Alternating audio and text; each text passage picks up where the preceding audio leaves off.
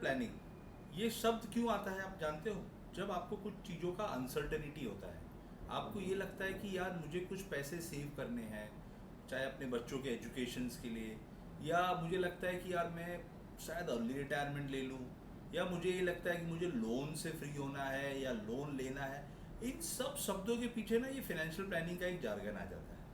अब 3 मिनट के लिए मुझे सिर्फ 3 मिनट देना, सबको बुला लो अपने फैमिली में, और मैं आपको एक सिंपल टर्म्स बताऊंगा। ना कोई एक्सेल शीट पे जाना है, ना कोई लंबी चौड़ी प्लानिंग करनी है। फाइनेंशियल प्लानिंग में सिर्फ 3 चीज़ों का ज़रूरत होता है जो मैं खुद करता हूँ। एक, अनसर्टेनिटी को बाहर कैसे करें। यार अब लाइफ है, अनसर्टेनिटी रहेगी। नौकरी है, प्राइवेट सेक्टर में काम कर रहे हो, कभी सैलरी बढ़ेगी, कभी नहीं बढ़ेगी, कभी आप जॉब छोड़ दोगे। बट होता कैसा है, जो चीज़ आपके हाथ में है ना उसे आप कंट्रोल कीजिए। जैसे सबसे इंपॉर्टेंट चीज़ होता है फाइनेंशियल प्लानिंग में इज योर हेल्थ। अपने आप को इंश्योर कीजिए।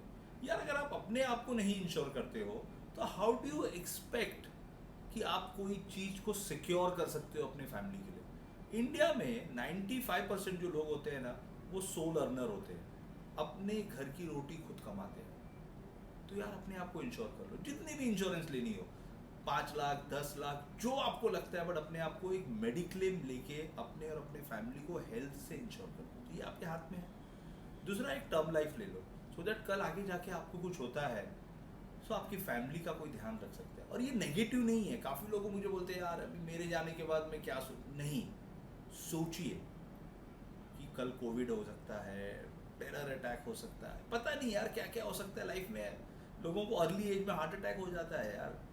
तो अपने फैमिली के लिए एक टर्म इंश्योरेंस लीजिए। तो ये तो आपके हाथ में है, हेल्थ इंश्योरेंस और टर्म इंश्योरेंस। अब सबसे इम्पॉर्टेंट मिस्टेक क्या करते हैं लोग फाइनेंशियल प्लानिंग में, वो ये सोचते हैं कि यार मैं पैसे कहाँ लगाऊं कि मुझे 2-3 साल में पैसे अच्छे आ जाए। अरे भाई, जब लाइफ होती है 70-80 साल की तो 2-3 साल के लिए प्लानिंग मत कीजिए। प्लानिंग ऐसा कीजिए कि हाँ, इमीडिएट फोर्सिबल फ्यूचर में क्या है। आप अपने अर्ली 20s में हैं, आपको शादी करनी है, घर खरीदना है, आगे की लाइफ सेट करनी है, तो उसके बारे में सोचिए। आप अर्ली 30s में हैं, आपकी फैमिली ग्रो हो रही है, आपको थोड़ा बच्चों के एजुकेशन के बारे में सोचना है, थोड़ा ये सोचना है कि घर बड़ा कैसे ले लूँ। आप अर्ली 40s में हैं, आप ये सोचने लगते हो कि बच्चों के हायर एजुकेशन कैसे करूँ, रिटायरमेंट की प्लानिंग कैसे करूँ। आजकल लोग 40-45 साल की उम्र में रिटायरमेंट की बात करने लगते हैं। एक्चुअली वो रिटायरमेंट नहीं होता है, वो टायर्ड हो जाते हैं अपने काम करने से। तो रिटायरमेंट शब्द को बाहर कर दीजिए फाइनेंशियल प्लानिंग में से। हर एक स्टेज लाइफ में ना आपको कुछ ना कुछ सिखाएगा और कुछ ना कुछ पैसे की जरूरत होगी। मेरा सबको एक ही सजेशन होता है, आप जो भी कमा रहे हो उसका एटलीस्ट कोशिश कीजिए कि 15 से 20% ऐसे सेविंग्स में डालो जो आपको 15-20 साल के लिए आप निवेश कर सकते हो। काफ़ी लोग मुझसे पूछते हैं यार अब मैं 35 साल का हो गया हो, 45 साल का हो गया हो, 50 साल का हो गया हो, क्या मैं फाइनेंशियल प्लानिंग शुरू करूं? अरे भैया, आप किसी भी एज में शुरू कर सकते हो।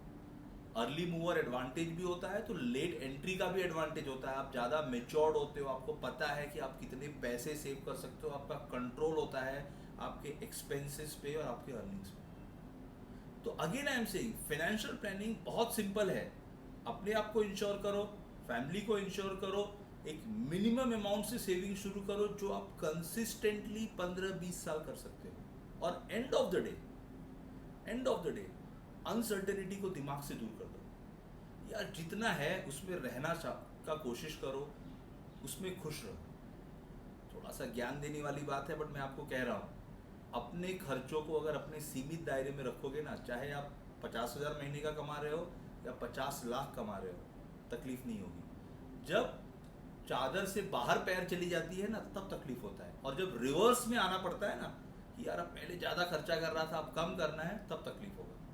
तो इसी के साथ मैं आपको ज़्यादा टाइम नहीं लूँगा।